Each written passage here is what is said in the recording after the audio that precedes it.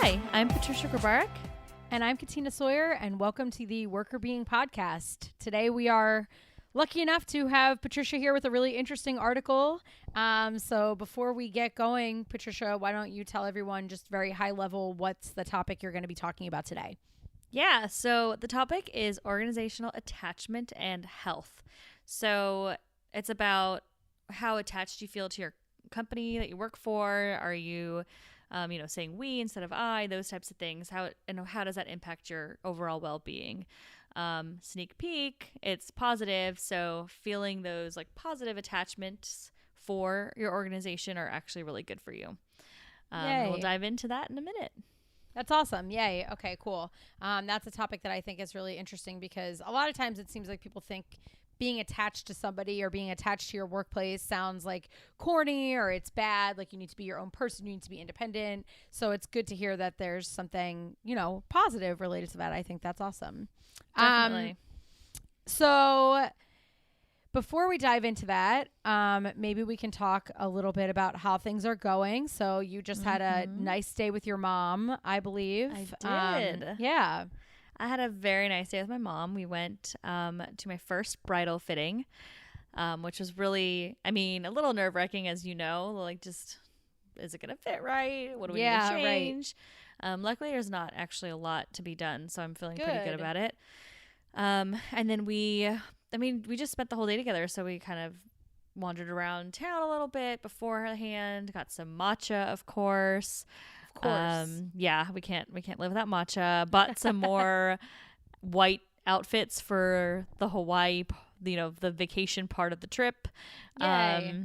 So we did a lot of shopping. Then we had some lunch. We had some ramen. It's kind of a cool day out right now. I don't know. It was a nice little day. And my mom decided to hang out until the very last second before recording. So she literally just left, and funnily enough, that meant she left at like 5:30, which is the absolute worst traffic time ever. But she was so excited to hang out with her baby that she decided to wait until the very last second to leave, which means now she's probably just stuck not moving for a couple hours. She did it for you. It was worth it. Yes, it was a very fun day though. So Yay. I'm glad that we did it. But now I have so many more fittings. It's funny because there's not a lot to be done to the dress. So I thought maybe we'll have one more, but she has me do 2 more. Wow. And then pick up. I know. So I'm like, okay, 2 more, I guess. So we'll see. Yeah. Yeah. We it will keeps see. getting more and more close to what it's going to be like each time. So Yeah. By the last time, you're like, that's it. It's done. I know. It's so crazy to me that like it's so soon. I know. It's okay. It's always like that. There's like nothing to do for a while, and then all of a sudden, like there's a bunch to do. I never had the nothing to do time because my wedding venue canceled. Okay, so I've had something to do all the time. That's true. That's true. But like, I feel like there's some weeks where you like feel like there should be more that you have to do, but there's like not more to do. You know what I mean? Like where you're like, I need more things to do, and then all of a sudden you'll have like a week where there's like 5 things that needs to get done in the same week, and you're just like, whoa. But it'll all come together like a beautiful, beautiful rainbow. I don't know. I don't know where like I was going with that That's analogy. exactly what it's going to be like a beautiful rainbow. All the colors come together on the rainbow, just like all the pieces will come together shiny in the sky for your wedding. Perfect. And you had a fun weekend, though. You had family time, too, didn't you? Yes. Yeah. My whole Sawyer side of the family, or a lot of the Sawyer side of the family, came to visit Alexandria. So it was like a bunch of my cousins and aunts and uncles. It was super fun. And it was really nice because I actually just like really disconnected from things. I like wasn't thinking about anything other than just like spending time with the people that were here. I was also like coordinating the weekend. So like when you're like, kind of directing where people are going and blah, blah, you're like focused on making sure that you like get all your reservations on time and blah, blah, blah. But mostly it was just because I was really like happy to be with everybody and spend time with them. And most people hadn't seen Alexandria before, so it was really cool. And actually some of the people that were there listened to the podcast regularly. So hello to all of the people that were there that, that are listening. And then for the people that weren't able to be there, we missed you. But there's always there's always tomorrow for dreams to come true. So if anyone wants to, come back and visit, they can. But yeah, it was really nice. It was a really fun time. And I just think like spending time with family and really focusing on, connecting and having a nice night out, is really a lot of fun. So we had a good time. It was a tiring weekend because we were just like, go, go, go, but it was worth it. It was really it was a lot of fun. Yay. Good. I'm so glad. That's awesome. Yes, it was good. Awesome. And then I'm going to see you this weekend, which will be so exciting. We're going to have some fun bonding time at my bachelorette weekend, which I can't believe it's already here. Yeah, I know. Me too. It's like really, it got here so fast. I'm really excited to go visit Temecula because I hear it's awesome. I mean, I've actually never been either. So that's going to be my first time doing the Temecula wine country too, which I'm really excited about because I'm sure it's beautiful. I've been to other areas in California that are wine country. So it's probably a little bit different because it's further south than most of the places I've been. But I'm sure it's still fabulous. And I think if the weather holds up the way it's supposed to actually be really nice. We've had like a crazy long, we've had a crazy long winter for us. I know that everybody else around the country is having it way worse than us, but we've had a lot of rain and it's been very chilly in terms of what we're used to. So having it in the 70s supposedly this weekend is going to be amazing because we haven't had that in so long. And by now, usually this time of year, that would be like almost every day. So it's just, I've been dying. I've been needing it.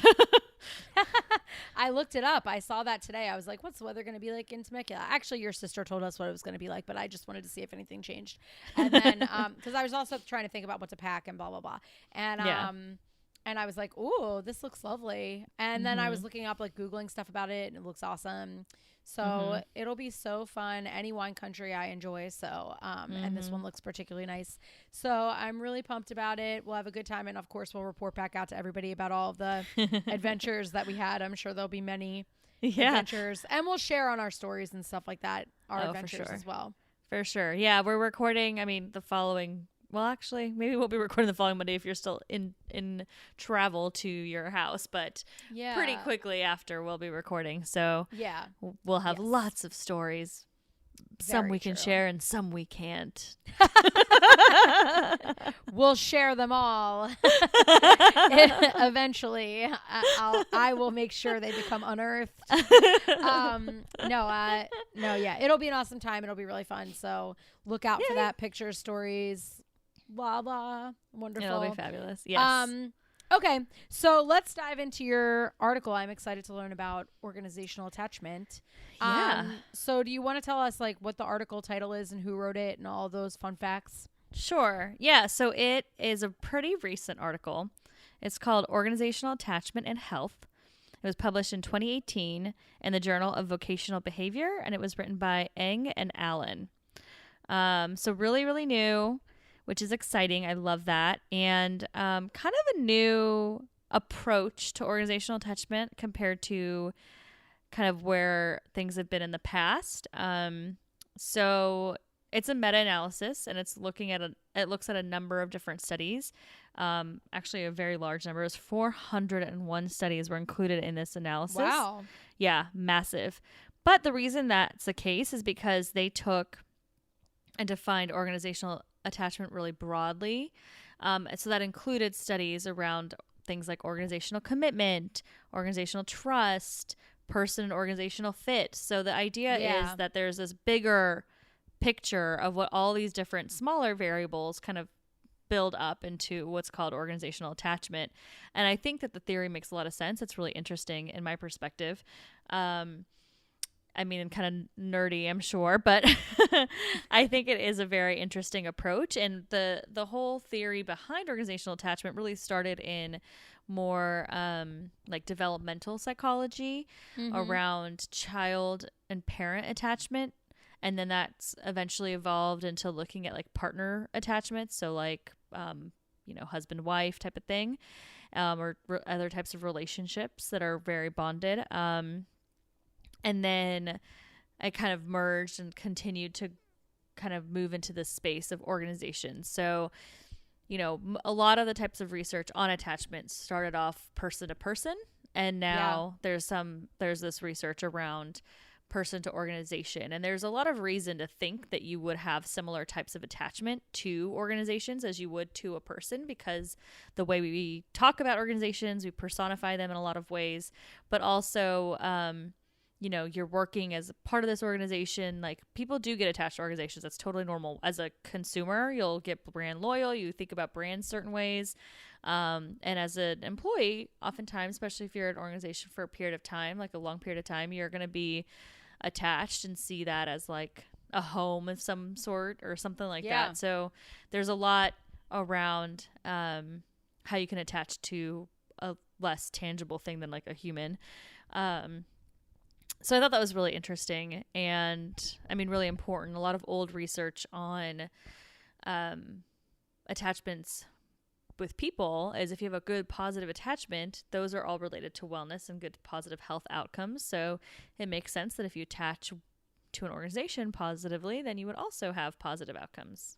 Yeah. I mean, I think a lot of times when we think about organizations, where, even the word organization is kind of masking sometimes what it actually is, because organizations are at their core groups of people, right? So it's like it makes sense that a lot of those developmental theories that have to do with your relationships and attachments more broadly in life would have some relevance to coworkers and colleagues.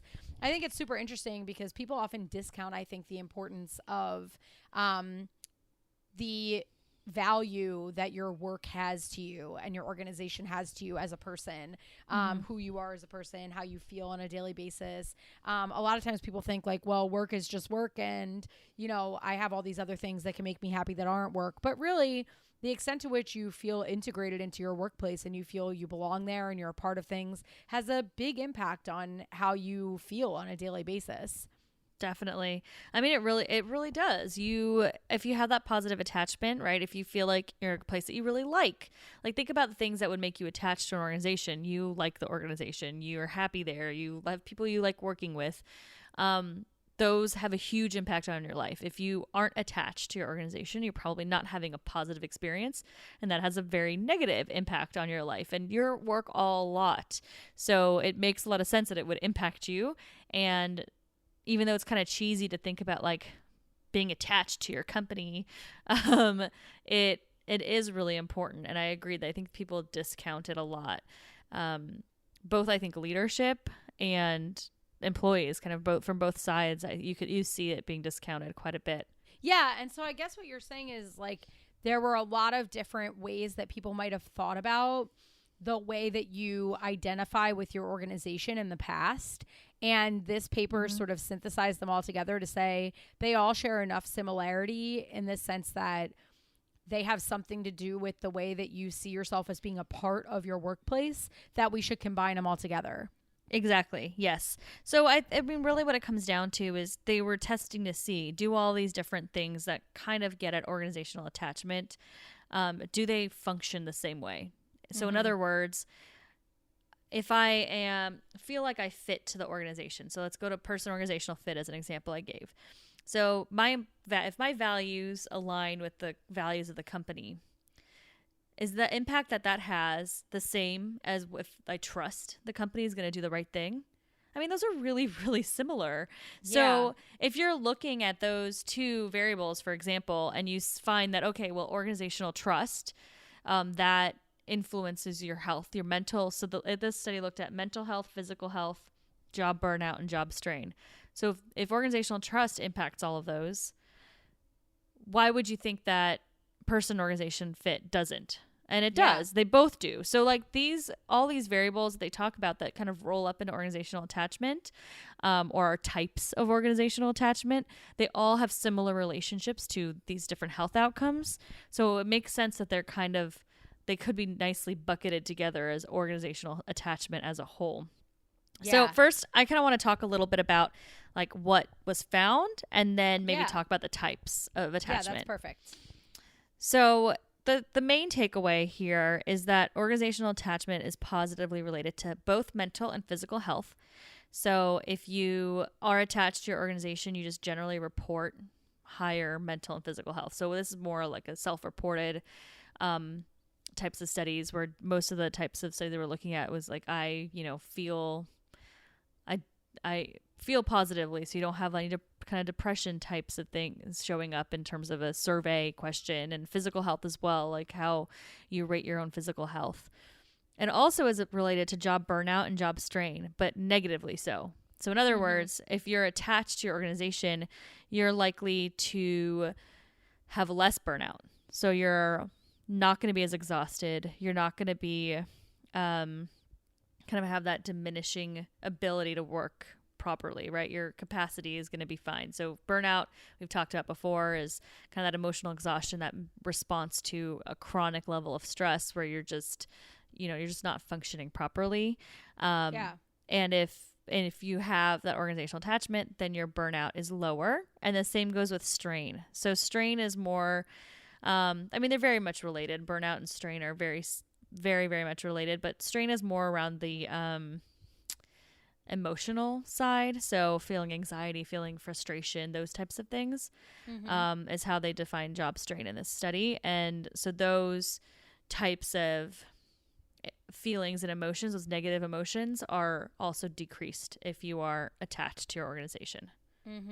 Yeah, that makes a lot of sense. I mean, and it sounds like there's just so many positive things related to your attachment. I mean, it sounds like there's just so many of the outcomes that we talked about, including burnout, but other outcomes that you mentioned as well, different forms of wellness. It seems like this is really an important piece of the wellness puzzle. I think it really is. And bonus for employers out there, there's some research that shows that psychologically attached employees are actually more productive. So they're more satisfied on the job. So they're happier on their job. They're more productive on the job.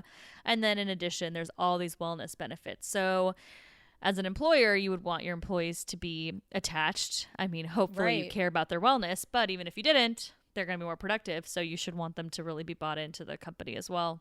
Yeah, absolutely. So it's kind of a win-win because the employer gets greater levels of commitment, but also the employee reaps these benefits. Exactly. That sounds great. Yeah.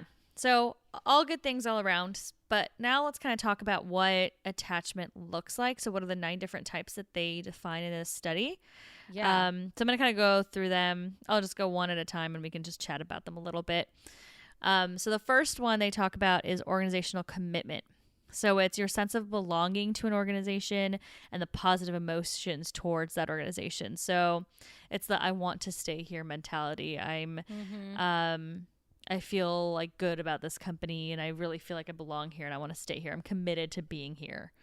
Yeah. If someone asks you the extent to which you're thinking about leaving, you feel like you have some, you feel that you want to be on board. Exactly. Yeah. Cool. So, and that makes sense, right? If you're committed, you're attached. Those two things seem very much related.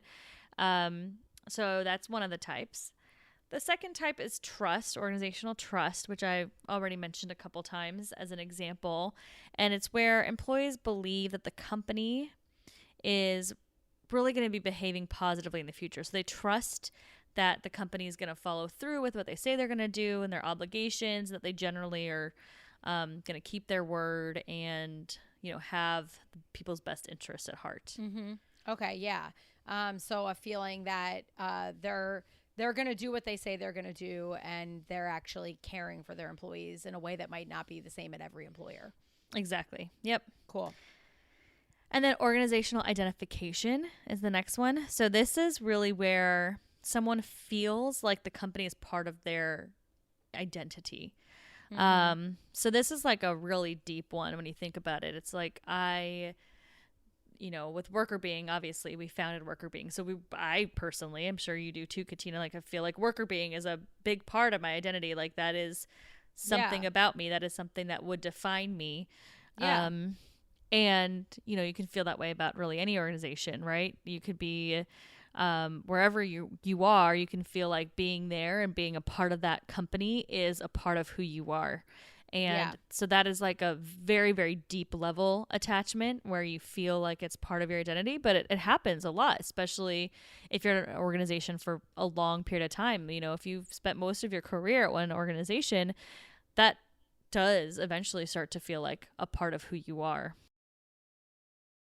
Absolutely. Yeah. That you actually see the organization and yourself as being overlapping. I know there's this like measure in like a way of asking that question within the research where it's like these two circles, and the one circle is the self and the other circle is the organization, and they ask you how overlapping you see those circles as being, and you like pick which picture you see yourself as. So like fully identified would be the two circles are completely overlapping. I always think that's like an interesting measure. That is a really interesting measure. But yeah, that's a good way to visualize it. So if you are a person that identifies with their organization, then there would be more overlap than maybe somebody that doesn't. Yeah. Yep. Absolutely. So I think that that's a really important one. I mean, these are the people.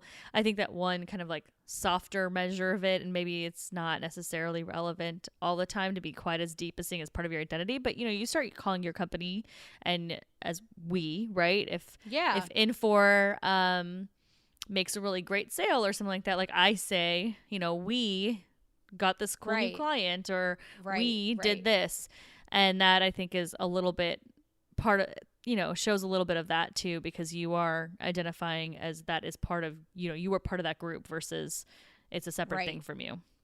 Right. Absolutely. That makes perfect sense. So number 4 is person organization fit. So that one we talked about a little bit about how your values align with the values of the organization. So are you aligned with the company? Maybe you really believe in, I don't know, let's say you're working for Tom's, right? And you really believe in the mission of, you really think that helping people to have shoes and water and the things that they need is important to you. And that's like something that you really, really value, and you want to make sure that you're doing something about that all the time. Then working at a place like Tom's makes sense because your values are going to align with their mission and what they want to do.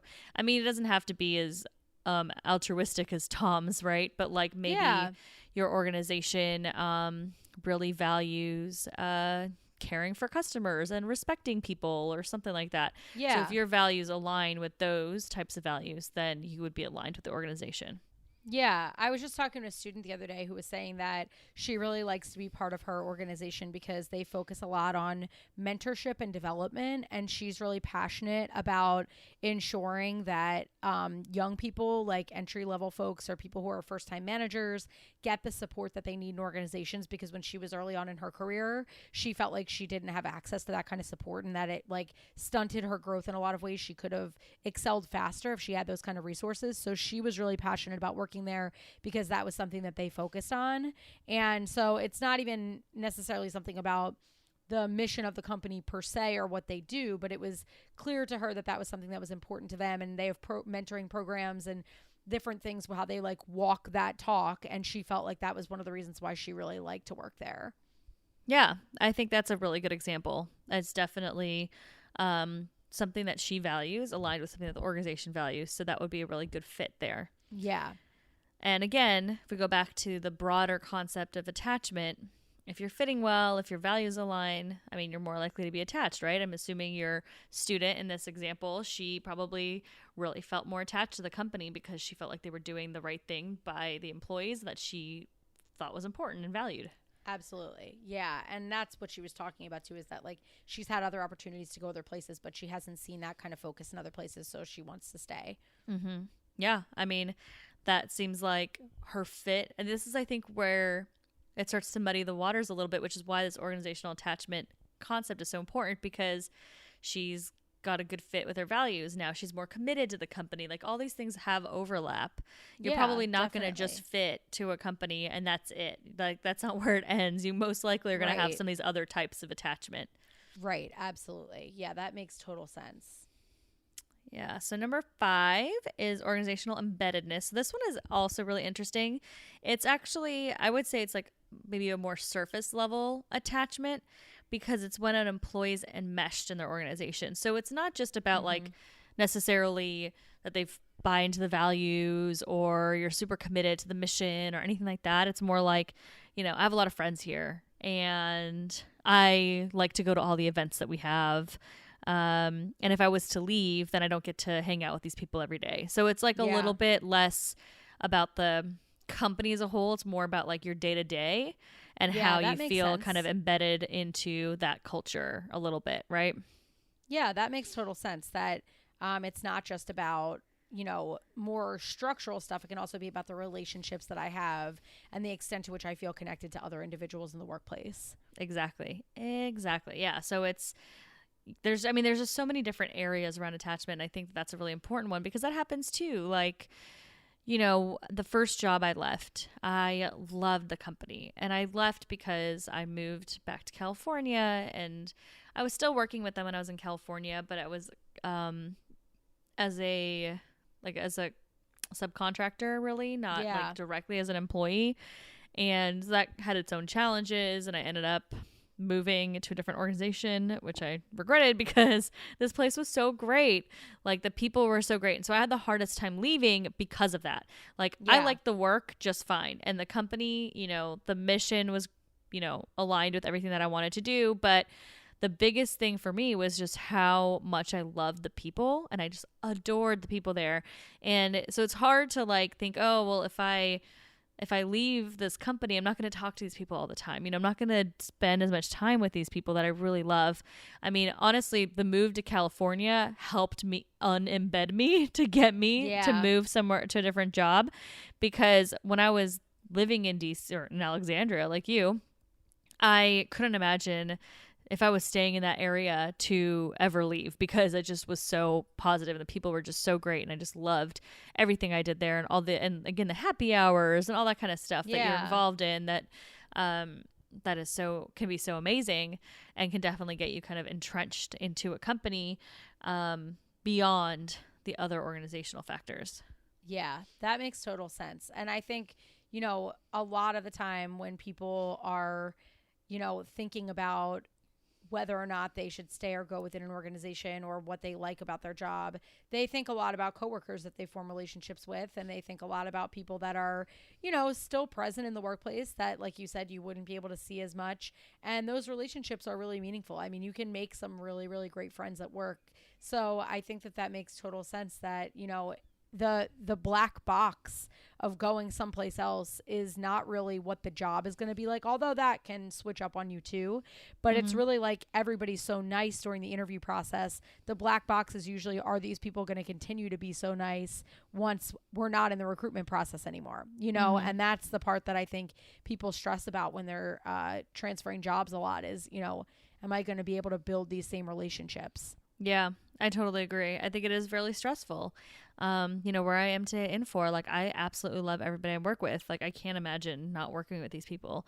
And I think that that is such an important piece of being tied into a culture and an organization, is if you love the people you work with, I mean, the work obviously matters to some degree, but if you're just having such a positive experience with the coworkers and the teams that you're dealing with, it makes it that much harder to ever want to move anywhere else, because you have a great experience. Why would you want to change Absolutely. that and get into maybe in a situation where it's not so great? And to be honest, I was super, super burned when I left my first job to the second one, because Yeah. that one was not a positive culture. There was a lot of drama, a lot of politics, and I was miserable. I was legitimately miserable.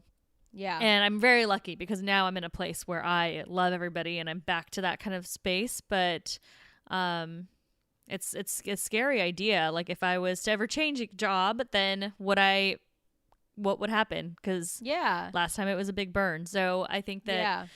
I think that people definitely think about that when they're deciding how committed they are to their organization, how attached they are to the organization. I guess you're not really deciding, but that feeling of attachment is very, Yeah. very much tied with the people that you're around. Totally. Totally. Totally. I completely agree. Fabulous. Okay, so we've got a couple more. So number 6 is organizational based self-esteem, which is another interesting one. So that's really the extent to which you believe that you're significant, you're capable, and you're worthy of being a member of the organization. So it's like this really interesting idea where basically, you know I'm good at my job, and I know I'm doing a great job to impact, you know, our clients' happiness or whatever. And that makes me feel committed because I know that I can make an impact here. I know that I can do a good job and actually contribute. And so I feel like I want to stay a member because of that. Yeah. We actually OBSE, as org based self-esteem, is actually the one of the main variables in a paper that I just got the chance to revise.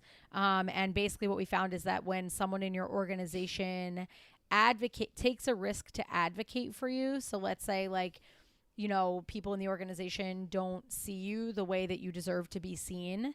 If someone advocates for you and takes a personal risk by advocating for you, it directly increases your org-based self-esteem because you feel like you have value. You feel like someone in the organization sees that you have value, and that like increases your well-being, and it decreases your willingness to turn over.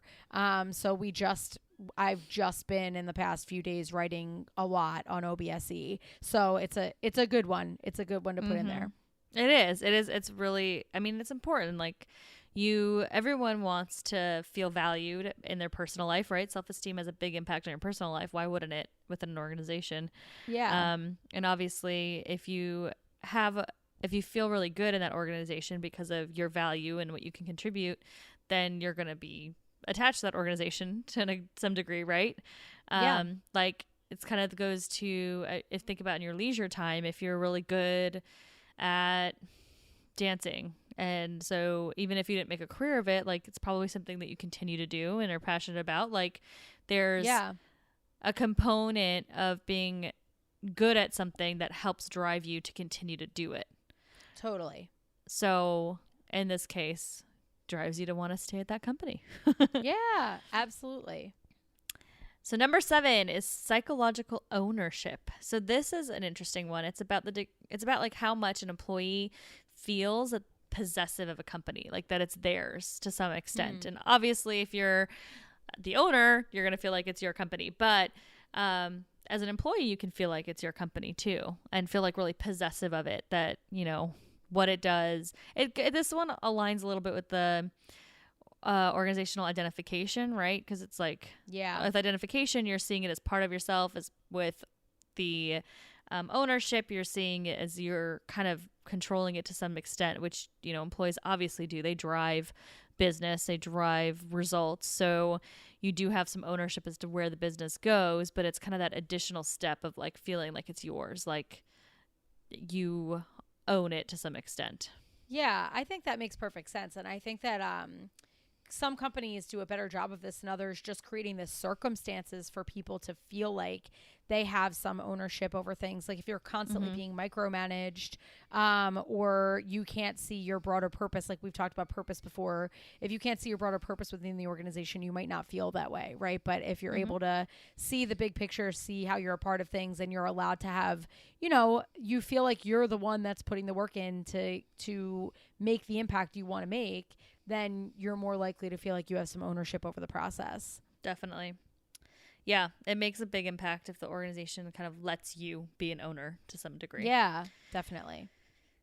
So number 8 is perceived insider status. So this kind of goes with some of the member pieces that we talked about. So this is where employees see themselves as an insider within the organization, right? Like they are a part of this bigger picture. Like, so when you think about insider, you can think about like insiders and outsiders, right? So like if you're part of, let's say you work for Disney, if you're within Disney, like you are a part of Disney, like you're a member, you're an insider, and people that are not working for Disney are the outsiders. So like you kind of feel like this sense of community and how you're a part of this bigger group.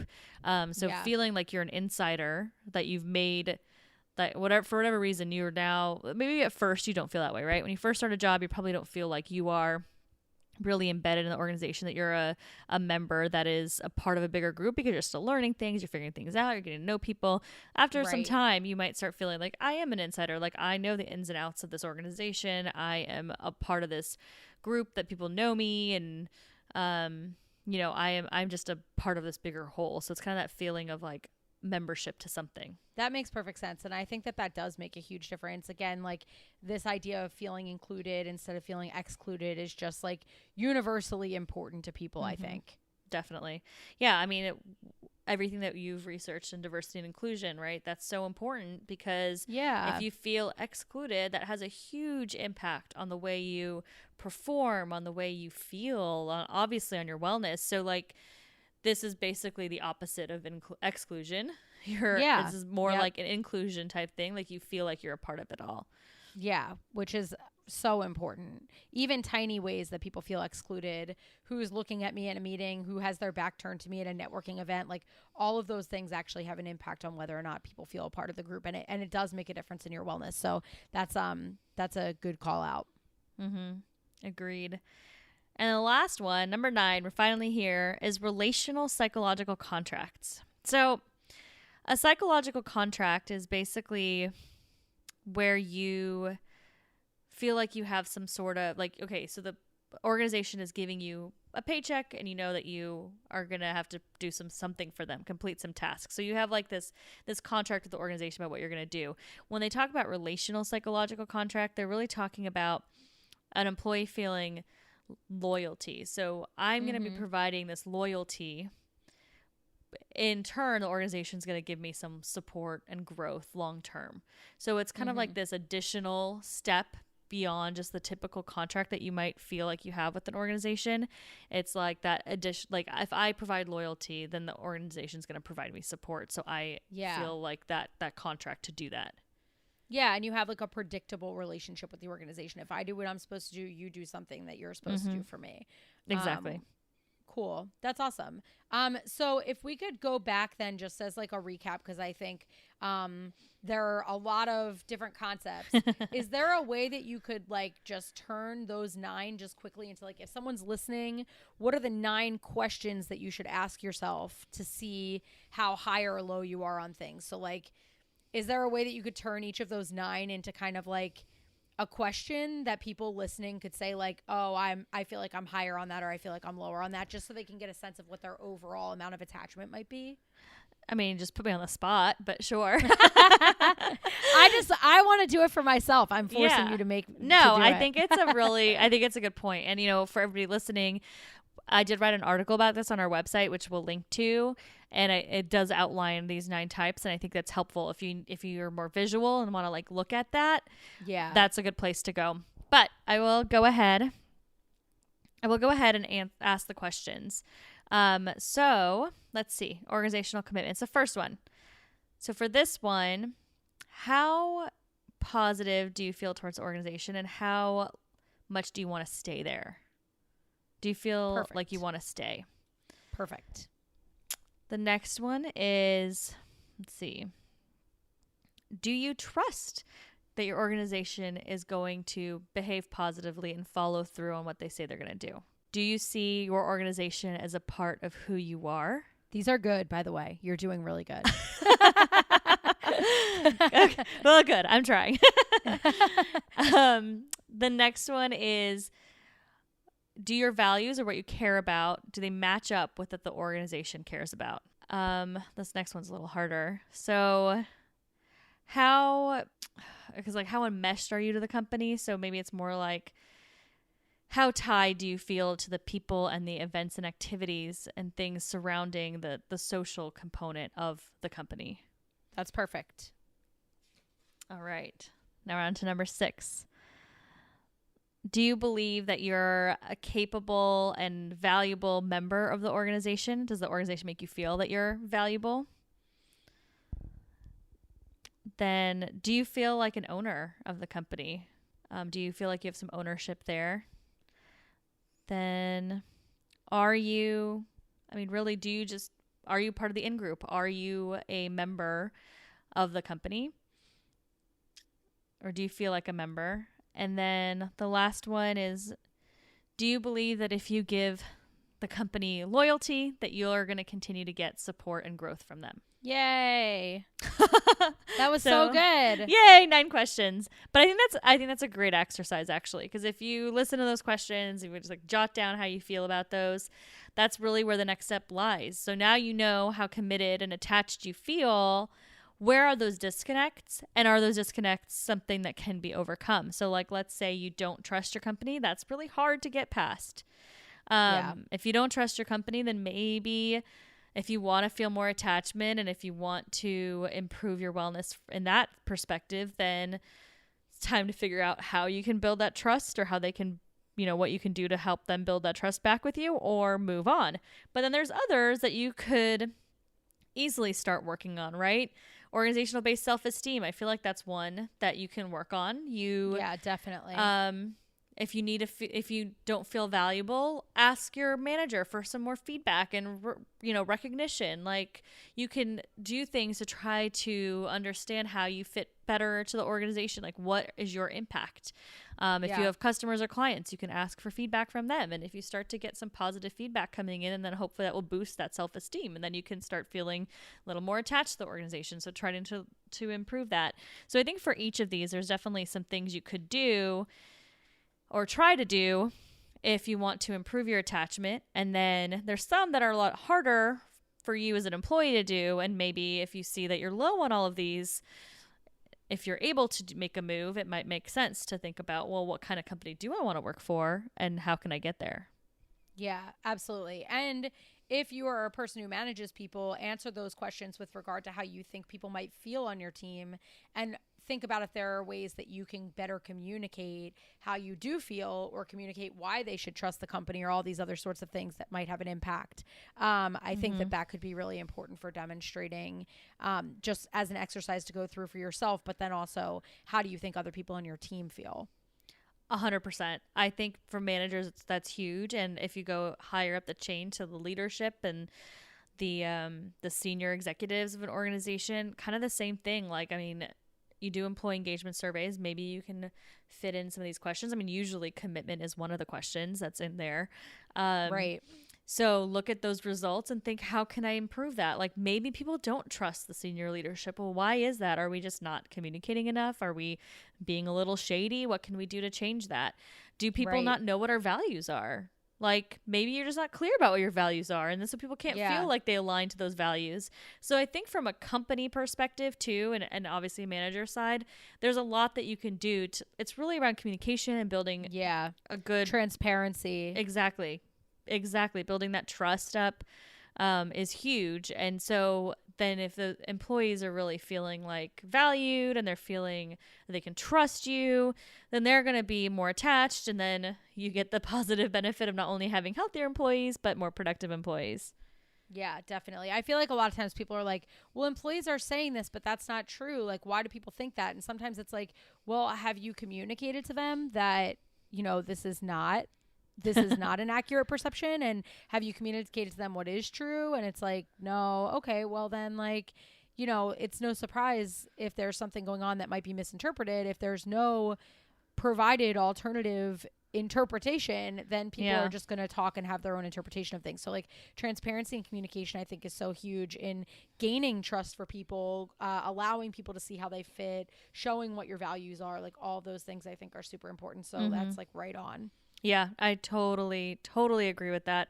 And I think it's just something that I think from both the employee perspective and the leadership perspective, like, you don't think about attachment, right? Like, I don't know. It's not necessarily cool to be attached to your company, right? Sometimes it is. Depends on where you are. In Silicon Valley, people get like super attached to their like tech companies for like the 5 minutes they're there before they move somewhere else. But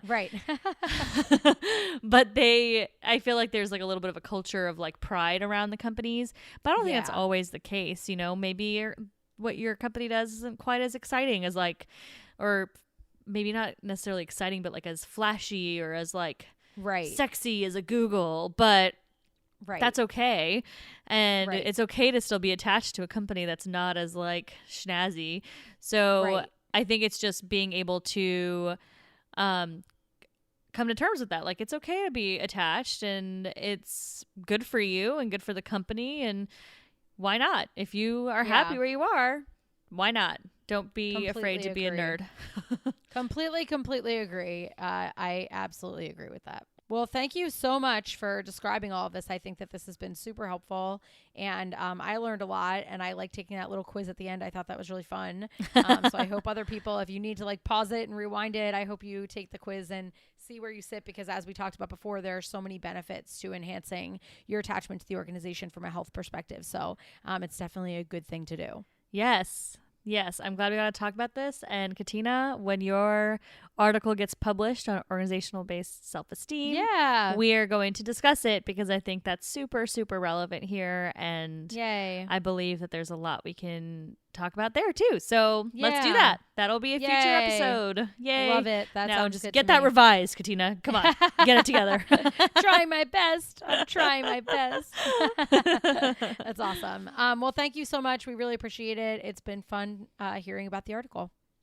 Well, thank you. And thanks everyone for listening. And if you'd like to reach out to us, we'd love to hear from you. Let us know your thoughts on this topic or any of the others that we have. You can find us on our website at workrbeeing.com, and you can email us at workrbeeing@gmail.com, and you can also find us on social media. So we're on Instagram, LinkedIn, Twitter, and Facebook at Workr Beeing. Thanks for listening. Bye. Bye. The Workr Beeing podcast is hosted by us, Patricia Grabarek And Katina Sawyer, and produced by Allie Johnson.